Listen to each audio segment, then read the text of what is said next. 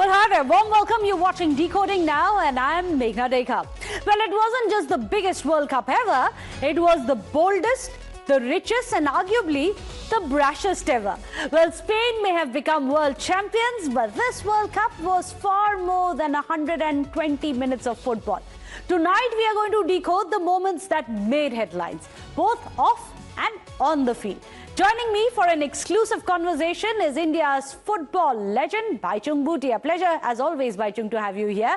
Thank you for joining us here on Decoding Now. Well, it has been a month of football, which ended with Spain lifting the trophy, but the headlines simply didn't stop at the final whistle. There were billions of dollars at stake, record-breaking revenues for FIFA, and an ugly post-match brawl as well between the players. A trophy ceremony which was overshadowed by Donald Trump refusing to leave the winner's podium, and an emotional image that many are calling football's passing of the torch. Yes, from Lionel Messi to teenage sensation Lamine Yamal. But before we go across to Bhaichung Bhutia, let's take a quick look at what happened through the defining moments of a World Cup final that was about, or rather much about, more than just a scoreline. A scoreline, after all, read just 1-0. Short, simple and precise. After extra time, but the statistics tell a very different story. 65% of the possession in the finals, 20 shots to Argentina's 2. 12 shots on target, while Argentina failed to register even one. 4 big chances were created. An expected goals tally was 2.29 compared to Argentina's 0.22. That itself speaks louder than any other words. And 4 times as many touches inside the opposition penalty area. Hands down, it was dominance by Spain. Well, additionally, instead of the spotlight remaining firmly on Spain's historic triumph, it shifted to the podium, where Donald Trump stayed alongside the players during the trophy lift, sparking off criticism that football's biggest moment had been overshadowed by politics and personality. In fact, there's an interesting one that I'm going to be asking Bhaichung over about what the optics of this mean, and if there's a larger message for everyone, especially politicians, when it comes to trying to grab glory of the sportsman. And of course, the celebrations. The celebrations were interrupted by an ugly confrontation involving 2 of the players from Argentina and Spain. Had to make a shift. In fact, it turned into a fight club reenactment right in the middle of the pitch. Very unfortunately, marring the spirit of the game itself. After the full-time whistle was blown, this kind of a scuffle happened on the pitch itself. This, many have said, is equivalent to a sore loser. So was Argentina a sore loser? Well, all these questions coming your way. I'm going to go across to our special guest tonight. Well, joining us here on Decoding Now is the god of Indian football, Bhaichung Bhutia. Bhaichung, pleasure to have you back on the show. I had promised you during the World Cup when you joined me that I'm going to come back to you on the day when the World Cups happen and see how accurate the projections have been. Your favorites, of course, at the time was Kane-led England. Unfortunately, they got out. You did predict a Spain win nonetheless. Are you happy with the outcome? I think the best team, deserving team won the World Cup, no doubt about that. Yes, I had predicted Spain and England to play the finals, but I'm happy England won the 3rd playoff, which was, I think, one of the best matches of the 3rd and 4th playoff against France, which was one of the best matches in this World Cup. Overall, I think Spain showed how good the team they were.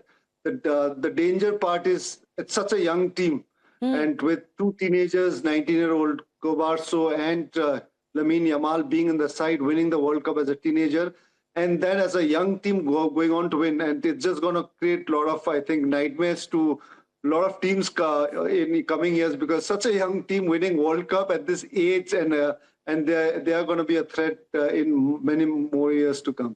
In fact, Bhaichung, you were in the minority. There were many others who backed a much experienced Argentina. They had the legends of football as part of their team. They, of course, have Messi, and many say that he is the GOAT and not Ronaldo. But that debate aside, you're absolutely right. in the presence of legends which are there for Argentina, to have Spain come up with this kind of a dominance. For over 100 minutes, the defending champions didn't even shoot. Did you expect something like this? Completely, I did not expect how, Argentina was completely outplayed. 90 minutes, not a single shot. 120 minutes, that I think one or two shots, that too not on target. I think it's been, I was just seeing the stats and across social media as well. I think Argentina has become the first team in the finals to not have a single shot on target in 120 minutes. That was the kind of domination Spain did it. But leaving Lionel Messi aside, I thought, Argentina was an okay team. They struggled a lot in the knockout stages. It was, I think, one legend, GOAT, greatest of all time, Lionel Messi, that really carried the team till the finals. I think every match it was Messi that performed, scored goals, created opportunities. And if you had left Messi aside, I don't think Argentina would have progressed so far. Absolutely. In fact, many said that this was the best possible defense versus the best offense, which was lined up on the Argentina side. Perhaps that's what went wrong yesterday. Even the offense didn't seem to fire. But what impressed you the most about the Spanish team? You have these legends. To have that kind of an opponent facing you, staring you down on the other side of the field, what really impressed you?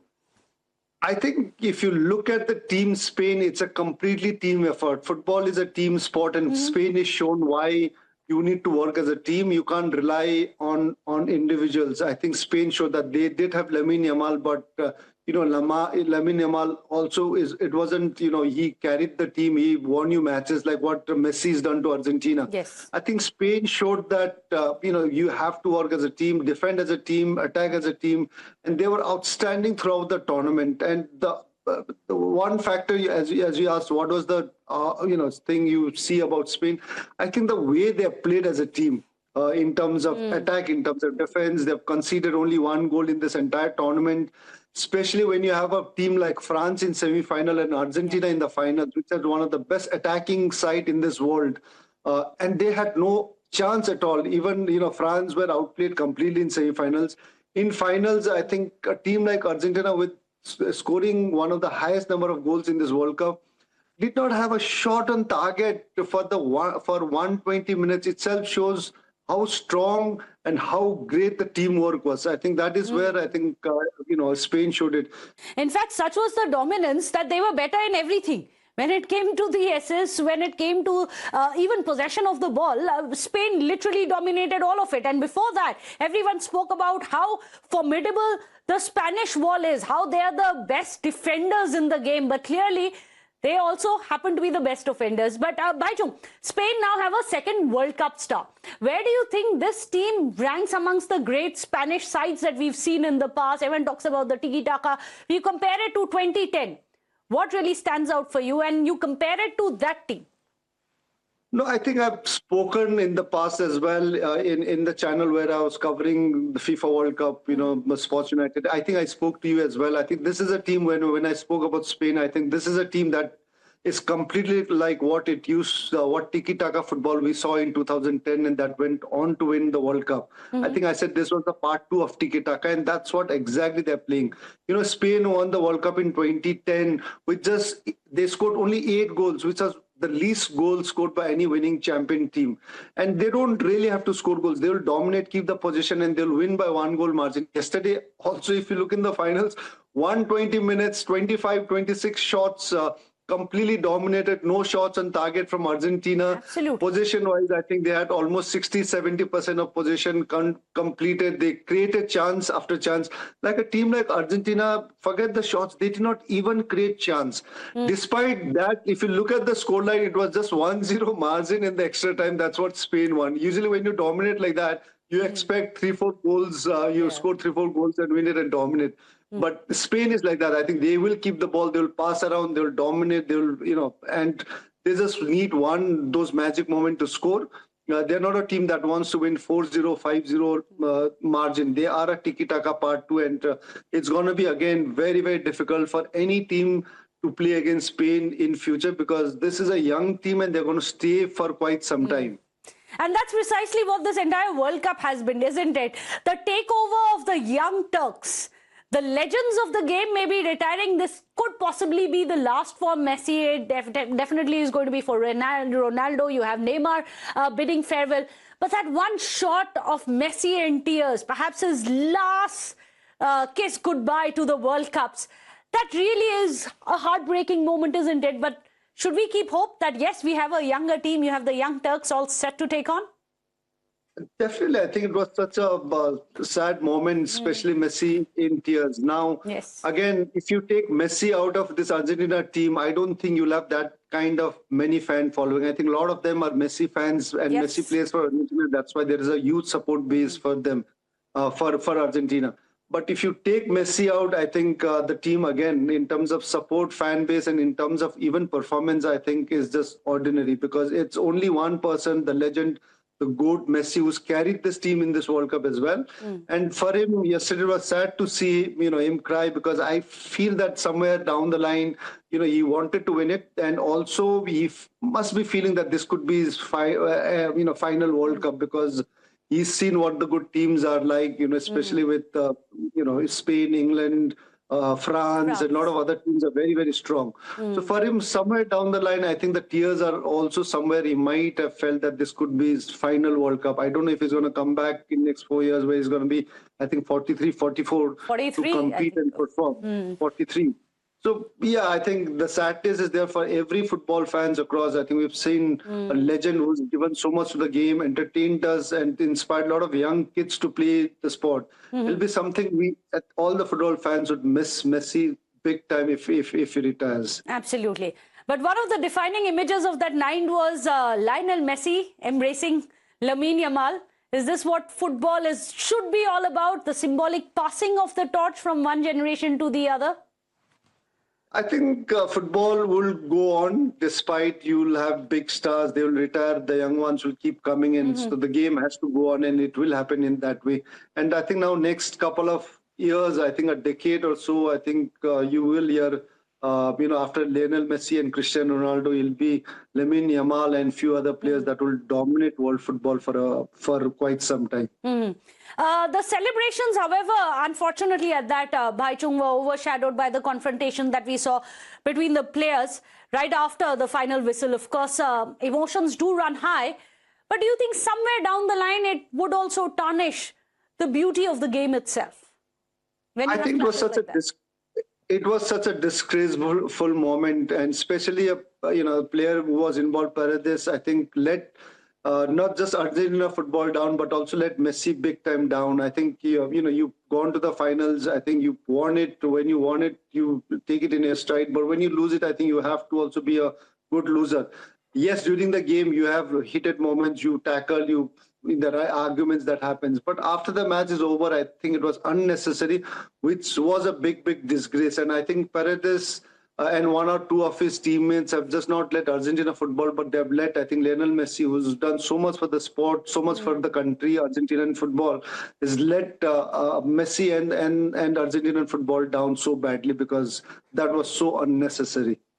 Well, in fact, when Messi was asked about Yamal, he actually was quite magnanimous, and he said that, yes, this young boy is going to go far. But look at the way his team member actually behaved after they lost that match. I agree with you. Completely unnecessary, really against the spirit of the game itself. But talking about the spirit of the game, another person who seemed to have betrayed it was President Trump, isn't it? Would you say that the fact that he refused to leave the podium, unnecessary at best to have this kind of a spectacle put up? I think it was important to show that. I think even Rodri, as a captain, I think after receiving the trophy, told him to move away. Yeah.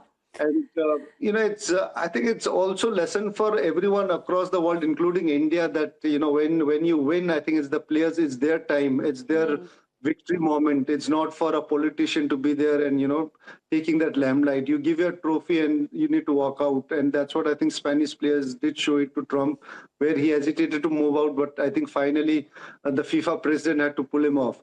I think it is where we need, I think a lot of lessons can be learned, just not from Trump, but also for us here in India.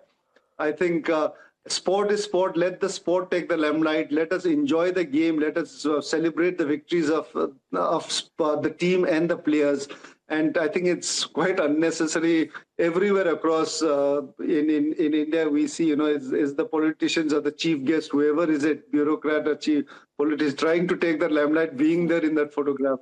I think it's a big lesson, and I hope from Trump that lesson also comes and we learn here in India as well. You made a very, very important point here. Learn your lesson. In glory, it is the team which performed. Don't try to steal their limelight. Don't try to bask in that reflected glory. That moment is for the players alone and not just for President Trump. As Bhaichung Bhutia says, perhaps everyone should take note. I'm just re-emphasizing that point. I think it's very important we do that. But Bhaichung, interestingly, this is one of the richest World Cup ever. FIFA literally made $9 billion in revenue with the expensive tickets, the venues, all of that put together. Has football today become much of a global business as it is a sporting spectacle, you think?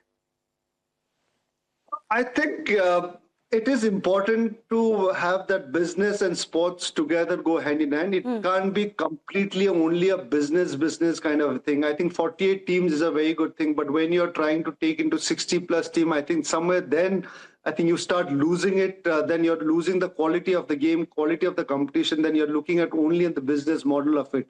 And I hope, FIFA does not get into that, because obviously it's important for any tournament to succeed. You need to have a good business model. It has to succeed financially as well, which FIFA has done a great job this World Cup. But it can't only be at a commercial and a business thing, because the sport has to be the main criteria. So I'm okay with, though I've said 60 teams plus team would give India a little more chance. Yes, I wanted to ask you that. How many teams does it take for India to qualify for the World Cup? And that's just sad. It's simply sad to have these small nations like Cabo Verde qualifying and India doesn't.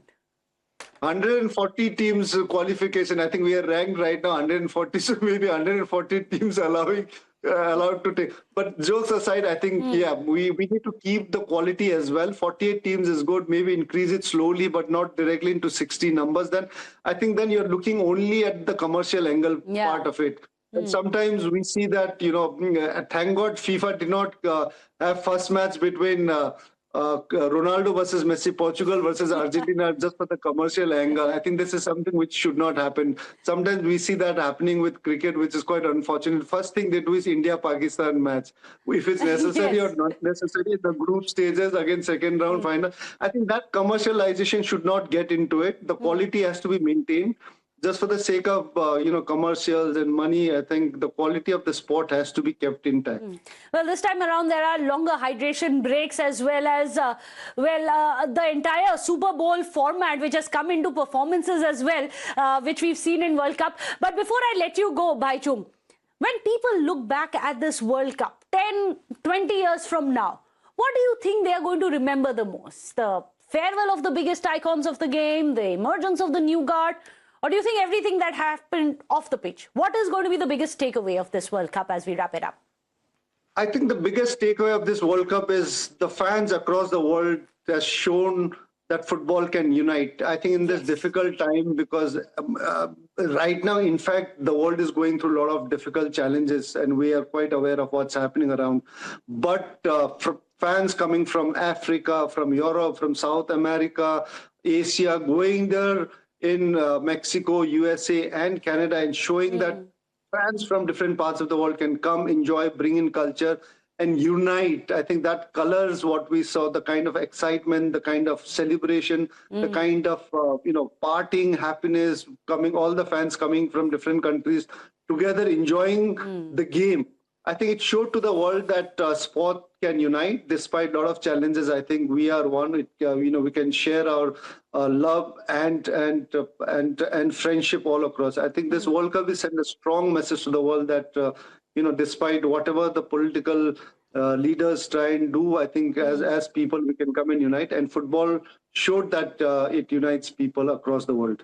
You've really put it out beautifully. I couldn't have said it better myself, Bhaichung, the way you said it. In a world which is divided by war, to have football emerge as the unifier.